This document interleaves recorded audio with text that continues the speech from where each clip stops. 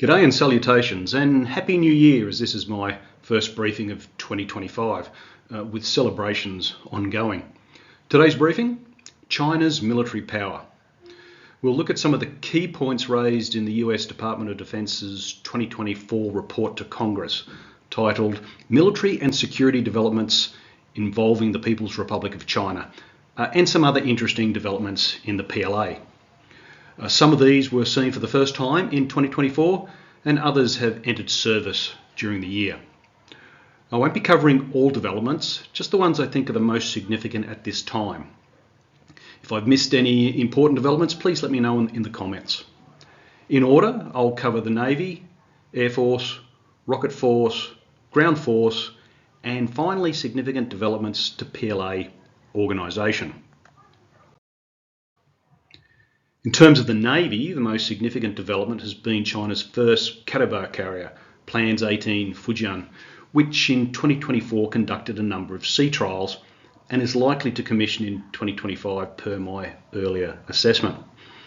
These will likely be the most capable aircraft carriers outside of the US, one could say arguably.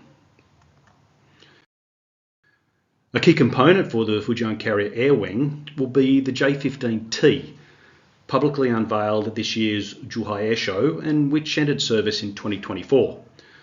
It was impressive to see it in the flesh when I visited the airshow. Perhaps we'll see the unveiling of the PLA Navy's J-35 in 2025, which will be the other key combat component of the Fujian's air wing. Perhaps the most interesting development in the PLA Navy has been the launching of Plans 51 Sichuan, what I call an assault carrier, an amphibious assault ship, yet uniquely equipped with electromagnetic catapults to launch and recover fixed-wing aircraft.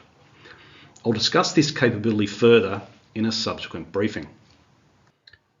The US DoD report also notes increasing numbers of Type 055 large destroyers, or cruisers in US parlance, with a further 2 launched in 2024 and another 4 under construction, adding to the 8 already in service.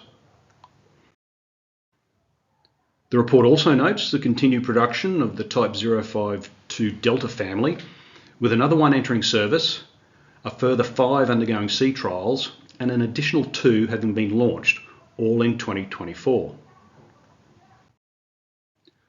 Further, the PLA Navy continues to increase the number of frigates, including the Type 054 Bravo, with 1 commissioned and a further 1 fitting out. Interestingly, despite this newer and more capable class, the PLA Navy continues to add Type 054 Alpha modified, with 4 further ships under construction. Significantly, the PLA Navy is adding additional and slightly modified Type 903 Alpha underway replenishment ships with 2 outfitting. These will add to the existing 2 Type 903 and 7 Type 903 Alphas. These are capable ships, although the PLA Navy and the US and Royal Navies do operate larger and more capable AORs.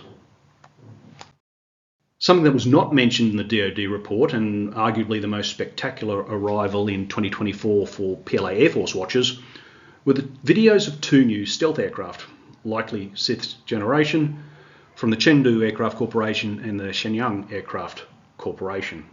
What defines a 6th generation aircraft and an assessment of the Chengdu prototype will be the subject of a future briefing. The other significant development was the public unveiling of the Air Force version of the Naval J-35, in this case the J-35 Alpha. Seen at the Zhuhai Airshow, including a flying display, it is not yet in service. The other key development regarding stealth aircraft was the 2-seat J-20S, which was first seen around 2021. Although only a scale model was displayed at the 2024 Zhuhai Airshow, one was used as a chase plane for the Chengdu 6th generation aircraft test flight. With a number of prototypes flying, it may be about to enter low-rate initial production. And finally for the Air Force, a flying prototype for the new KJ-3000 was seen at the end of the year. Based on the improved Y-20B tanker transport airframe with domestic engines, this airborne early warning and control aircraft will bring increased capability over the existing KJ2000, which is based on the IL-76 airframe. Note the KJ3000 has a rotating dome as opposed to the fixed dome on the KJ2000. For long-range strike, however, the PLA relies on the rocket force.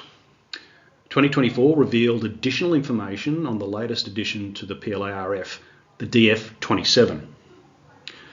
While it is assessed to be able to carry a nuclear payload, which is almost a certainty, its likely primary employment will be against high-value land and naval targets with a conventional payload delivered by way of a hypersonic glide vehicle. While the existing DF-26, on which the DF-27 is likely based, can reach Guam, the DF-27, with a range of at least 5,000 and possibly as far as 8,000 kilometres, places facilities at Darwin in Northern Australia, Diego Garcia in the Indian Ocean, Catherine again in Northern Australia, Anchorage in Alaska, Perth in Western Australia, and Honolulu within range. Moving to the ground force, while there were a number of developments during 2024, for me the most significant were the myriad of specialised ground force vehicles on display at the Zhuhai Airshow, most prominent being vehicle-mounted swarm drone systems, kinetic and non-kinetic counter-drone systems, tracked and wheeled unmanned ground vehicles, UGVs, and smaller UGVs, which many refer to as robots. And finally, 2024 also saw organisational changes to the PLA. In April, the Strategic Support Force, which had been on par with the other services, was dissolved. The new PLA organisation structure features 4 theatre-level services, that's the Ground Force, the Navy, the Air Force and the Rocket Force, and 4 sub-theatre level services or arms, comprising the Aerospace Force, Cyberspace Force, Information Support Force, and the Joint Logistics Support Force, all subordinated under the Central Military Commission. The Aerospace Force is responsible for military space and counterspace operations, including space launch and support, space surveillance, space information, and space warfare. The Cyberspace Force is responsible for information warfare, including cyberspace warfare, technical reconnaissance, electronic warfare, and psychological warfare. The Information Support Force is responsible for PLA communications networks and network defence. And the Joint Logistics Support Force provides integrated joint logistics for the PLA's strategic and campaign level activities by overseeing theatre-wide supply operations, including integrating civilian products and services. In summary, clearly PLA capability across all 4 services has increased during 2024, with clear signs of what is likely to come in the next few years and indications of new capabilities to be fielded in the near future.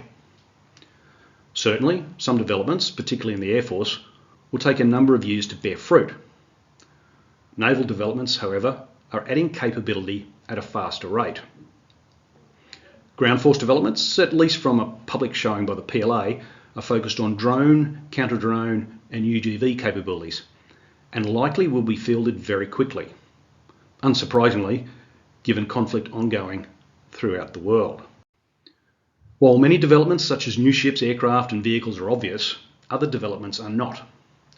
The PLA has shown that it is always looking to improve, including changes to recently stood up organisations.